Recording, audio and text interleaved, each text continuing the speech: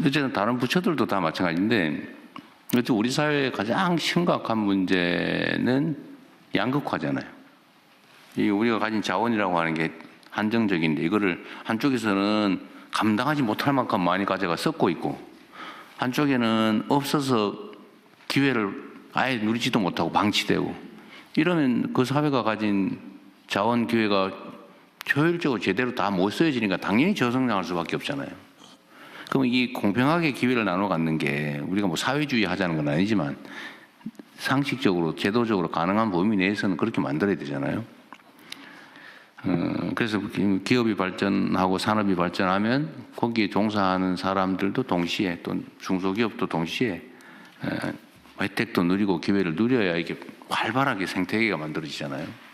그리고 지금은 전 세계적인 경향인데, 이 수평적인 생태계가 아닌 수직적인 조직 구조로는 경쟁이 안 됩니다. 잠깐은 효율적일지 몰라도 길게 보면 창의성 부족으로, 자발성과 창의성이 부족해서 경쟁에서 이길 수가 없어요. 지금 증명되고 있잖아요. 그래서 조선 분야뿐만 아니라 뭐 다른 분야도 다 마찬가지죠. 근데 특히 조선 분야가 이게 사이클이, 호황불황이 워낙 크다 보니까 이 고용 안정성 문제도 관련이 있어요. 예. 그러니까 이게 한번 고용을 하면 그냥 불황기에도 그냥 끌어안고 있어야 된다고 하니까 아예 안 쓰려고 그러고, 다 비정규직하고 하청 주고, 하청 업체도 이 불황 때문에 어떡하냐 그래 또 하청 주고, 그래가지고 무슨 물량팀인가 뭐 이런 거 있죠. 물량팀, 그러니까 제압 불법 있을 때만 도급하는.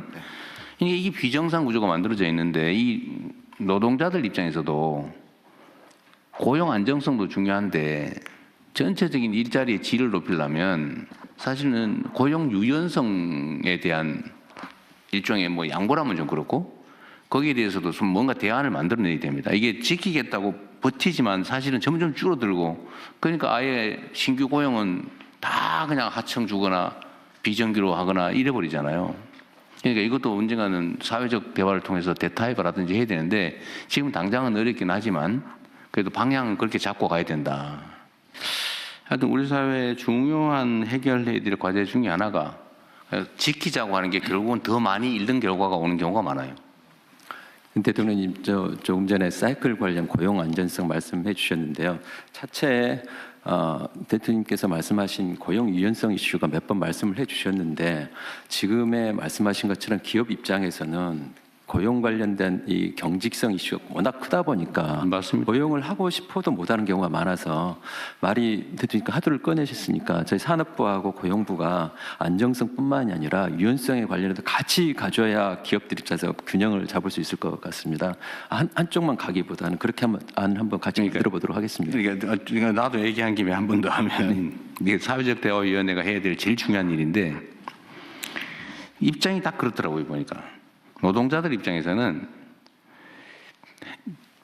정규직 자리를 갖춘 사람 입장에서는 해고되면 죽음이다. 나가면 너무 춥다. 얼어 죽는다. 소위 사회 안전망이 너무 취약하고 다시 재취업 가능성도 없고, 정규직과 비정규직 격차가 너무 크다 보니까 절벽 위에 서 있는 그런 느낌인 거죠. 악착같이 지키는데, 물론 그 사람들은 지키겠죠. 근데 문제는 기업 입장에서는 저 한 번 정규직으로 뽑아놓으면 절대로 저거를 뭐 불황에서도 대응해서 내보내거나 안 되니까 다시는 안 뽑는다는 거예요. 정규직을. 기업 입장에서도 이해되는 바가 있잖아요. 그 노동자 입장에서 이해되는 바가 있잖아요. 그럼 이게 또 악순환이 계속되고 있는데 이거 어떻게 할 거냐. 결국 안전망이 가는 문제죠. 그래서 제가 계속 정규직이나 비정규직이나 보수가 오히려 비정규직이 더 많아야 된다. 다른 나라처럼. 그래야 그만두더라도 불안하지 않게. 그리고 뭐 실업을 하거나 이럴 경우 사회 안전망이 튼튼하다. 내가 해고되거나 아니면 직장을 고용 유연성 때문에 불안기에 그만두더라도 내가 살 길은 있다라고 믿어지는 거는 결국 안전망 확충이잖아요.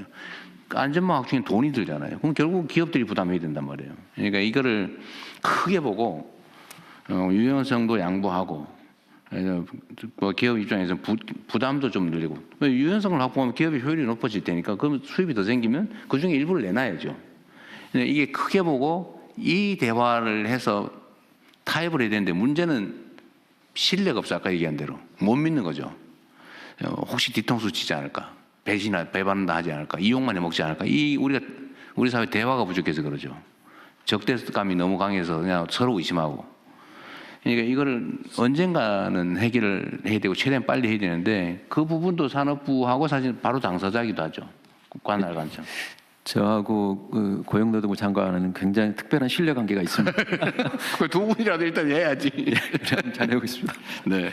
그 사실은 이제 노동조합법에 가입해 있는 노동자들과 이 대기업과의 노사관계가 정리가 되면서 벌어진 문제가 굉장히 많은 조건들이 대기업에 다니는 사람들에게는 좋아졌지만 상대적으로 그걸로 인해 나온 이익의 부분들이 이 중소기업과 다른 부분에 가는 부분이 줄어든 거라고 저는 생각을 합니다. 네.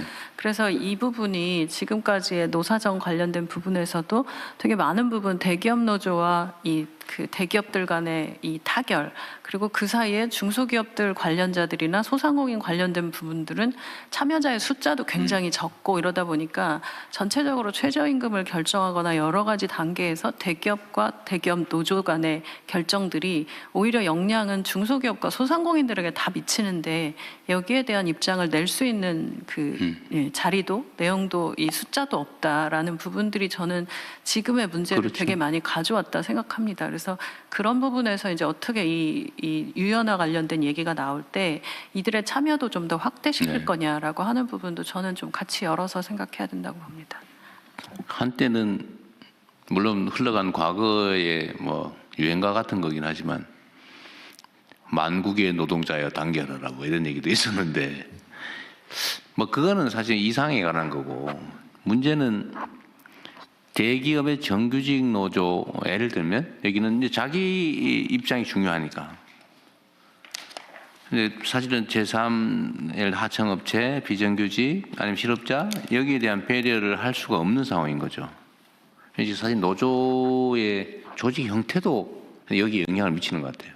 예를 들면 기업별 노조, 그렇습니다. 정규직 노조, 비정규직 노조, 사내 하청 따로 이런 것도 뭐 영향을 미치는. 그래서 결국은 산업별 노조 로 가야 하고 하는데, 네. 임금 교섭도 산업 단위로 이렇게 광범위하게 해줘야 사실 그 사회가 좀 뭐라 그럴까 정상화될 텐데 너무 하다 보면 너무 밤새야 될 것 같습니다. 이제 그만해야 되겠 오늘은.